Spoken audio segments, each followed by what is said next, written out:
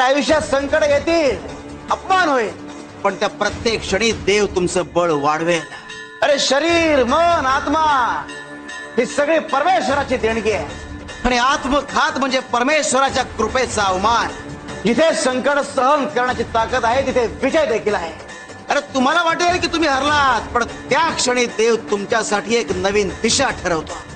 जीवनाच्या प्रत्येक वळणावर, प्रत्येक अडथळ्यावर जो स्वतःवर विश्वास ठेवतो तोच परमेश्वराला अधिक प्रिय आहे. स्वतःवरचा विश्वास आणि परमेश्वराची कृपा यांची जोड असेल तर आयुष्य शाश्वत होता. लढा, कारण संघर्षाचं फळ एक कायम गोड असतं. आणि जिथे श्रद्धा तिथे परमेश्वर. शिव हरी शंकर नमामि शंकर, शिवशंकर शंभो, हे गिरिजापती भवानी शंकर, शिवशंकर शंभो.